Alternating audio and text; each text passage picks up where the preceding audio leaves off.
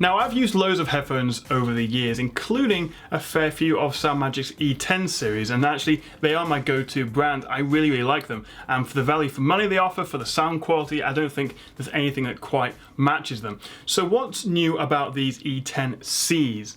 Well, they just came out in July 2016, and basically the main difference is they offer a much improved remote control and inline mic. Whereas on the old E10S model, which introduced this inline mic and remote control, it just had one button, which would play, pause, and shuffle with a double press. The biggest issue on the old E10S model for me was that even though it worked reasonably well, the problem was it didn't work with all types of devices all the time. There was a little slider, a little toggle on the headphone jack itself, which you'd switch between a middle point, and B.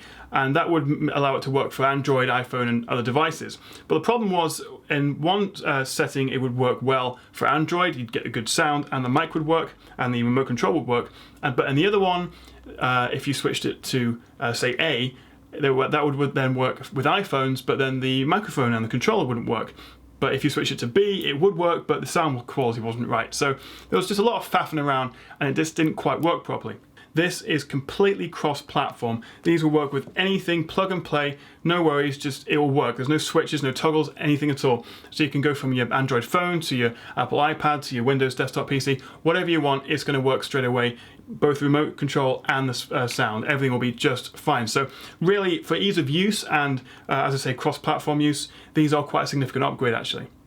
But my only gripe about the inline remote control is that it's just one long button. It's a little tricky to know sometimes which one you're going to press and where the middle button is. Now there is actually a tiny plastic little groove, little outline, little bit of plastic sticking out of where the center is, so you can just about feel where it is without having to look, but it's not an elegant solution, and all too often, maybe I've got fat hands, who knows, but try and press the middle button to shuffle or pause.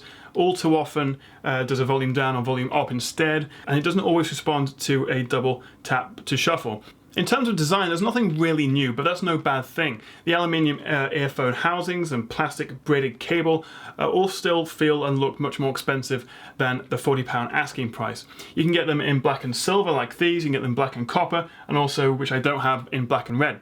In the box you get 7 pairs of silicone ear tips from varying sizes, as well as a travel hard case and a 3.5mm jack splitter, which is a nice touch. Of course, everyone's ears are different, but for me, the E10Cs, I like the E10s and E10Ss beforehand, nothing's really changed here, sit comfortably in my ear. So that's all well and good, but what about sound quality? Well, I can tell you that they have a 15 to 22,000 Hz response and dynamic drivers and all these technical details, but to my ear, they sound great.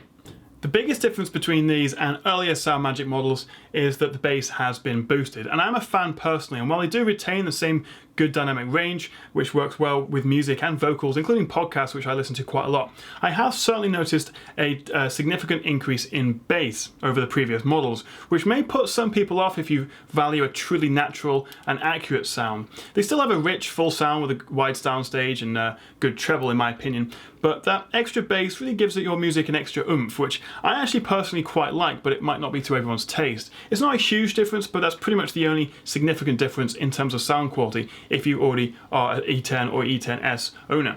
Compared to other brands of headphones, including Fedoos and Creatives and Sennheisers and all those other ones, I still genuinely think, from my experience, that SoundMagic are one of the best sounding in-ear headphones you can buy. And they really put to shame earphones that cost 2-3 times as much. So overall, you can probably tell I'm a huge fan of the E10Cs, and I do recommend them to just about anyone out there looking for a good pair of in-ear headphones.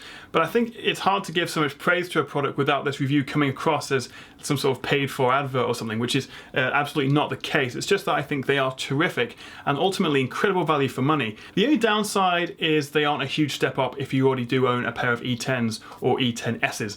It's pretty much just a better, but still not perfect, remote control, slightly redesigned headphone jack, and a bassier sound. But given how often I use my headphones, I listen to them all the time when I'm commuting, I thought it was worth buying a pair of them, especially, as I say, given the price. So I do highly recommend the SoundMagic E10Cs. They've just come out, and I have put links in the description below if you fancy buying them. But let me know what you think of them, whether you're a fan of SoundMagic or you have a different brand preference in terms of headphones, or maybe you don't like in-ear headphones at all. Let me know in the comments below. Thank you very much for watching, guys, and I'll see you again right here on the Tech Chat.